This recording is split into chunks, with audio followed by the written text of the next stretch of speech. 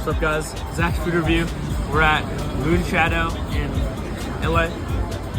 As we see a nice ocean view, and we got this nice little chicken sandwich here. And let's get a bite into this. I'm not a big tomato guy, but here we go.